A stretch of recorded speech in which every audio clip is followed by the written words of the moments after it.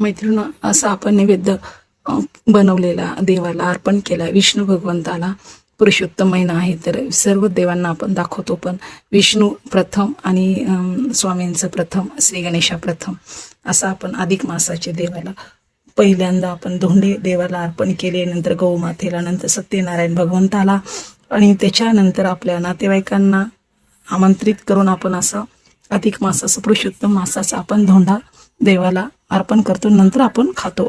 मैत्रिणी, कसं वाटलं आजचा माझा नैवेद्य देवाला हे कमेंट करून नक्की सांगा. मैत्रिणी, माझं चुकलं असेल तर नक्की तुम्ही सांगा नैवेद्य कसा दाखवतात ते. मी माझ्या पद्धतीने दाखवलं. खरंच मैत्रिणी, कमेंट करून सांगा. माझं जर चुकलं असलं तर नक्कीच मी त्याच्या सुधारणा करेन. मैत्रिणी, चला, अधिक मासाच्या तुम्हा सर्वांना स्वामीच्या श्री कलेक्शन तर्फे सर्वांना खूप खूप शुभेच्छा. मैत्रिणी,